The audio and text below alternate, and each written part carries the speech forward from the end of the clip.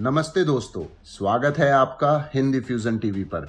मैं हूं आपका दोस्त मिस्टर फ्यूजन और मेरे साथ है मिसेस फ्यूजन। नमस्ते। आज हम आपको ले चलने वाले हैं एक शानदार अंतरिक्ष यात्रा पर जो पृथ्वी से शुरू होकर ब्रह्मांड की अनंत गहराइयों तक जाएगी। तो तैयार हो जाइए क्योंकि ये सफर आपको हैरान कर देगा। अरे, ये अंतरिक्ष की बात सुनकर तो मेरा दिमाग पहले ही चक्कर खाने लगा है। बताइए ना, हमारी पृथ्वी इस विशाल ब्रह्मांड में कहाँ फिट होती है? हाँ, आप तो पहले ही घबरा गई। देखिए, हमारी पृथ्वी इस अंतरिक्ष के विशाल समुद्र में बस एक छोटा सा नीला बिंदु है। हर इंसान, हर कहानी, हर सपना सब यहीं तो बसता है।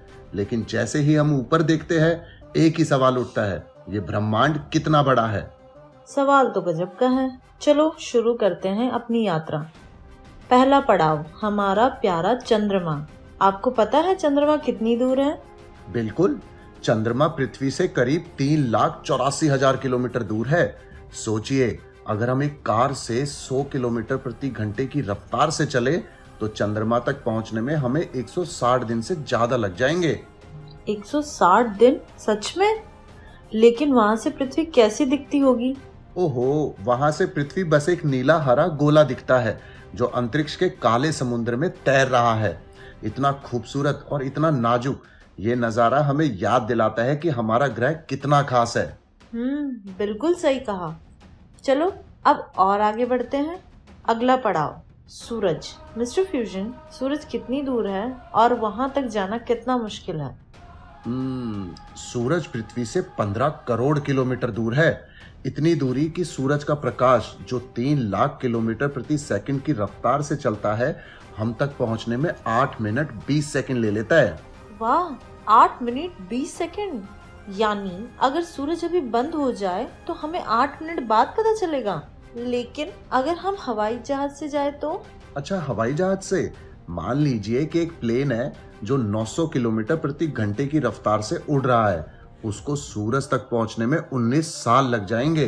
सोचिए, सूरज इतना दूर है, फिर भी वो हमें रोशनी और जिंदगी देता है। गजब! अब मुझे मंगल ग्रह की बात करनी है मिस्टर फ्यूजन। वो लाल ग्रह जो इतना रहस्यमय है, मंगल कितनी दूर है? एक्चुअली मंगल की दूरी बदलती रहती है।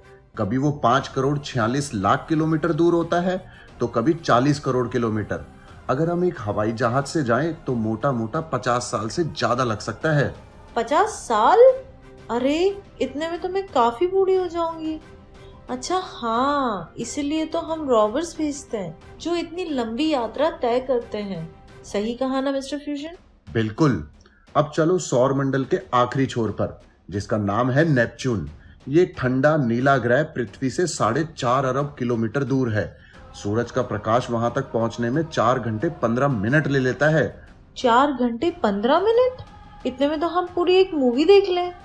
अच्छा, मुझे वो वॉयेजर 1 की बात बताएं जो इतनी दूर तक गया है।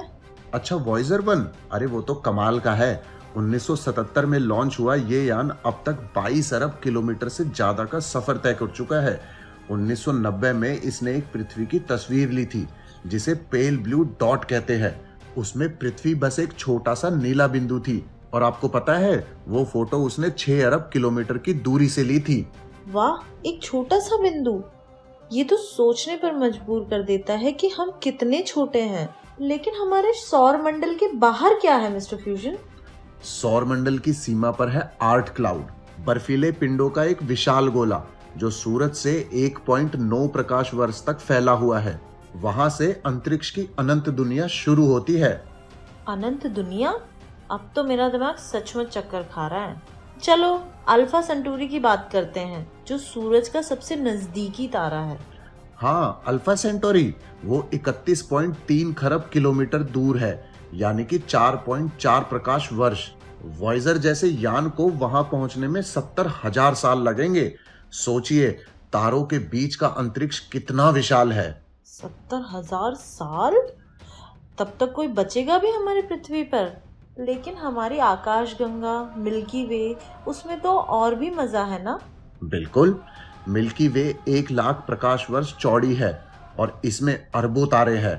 लेकिन जानते हैं, हमारे रेडियो और टीवी सिग्नल्स बस 100 प्रकाश वर्ष तक ही बने हैं। यानी हमारा वजूद बस एक छोटी सी फुसफुसाहट है। फुसफुसाहट? अरे हम तो ब्रह्मांड में इतने छोटे हैं, लेकिन इसके बाहर क्या है? इसके बाहर है अंतर आकाश गंगीय अंतरिक्ष, जहां आकाश गंगाएं लाखों करोड़ों प्रकाश वर्ष की दूरी पर तैरती है।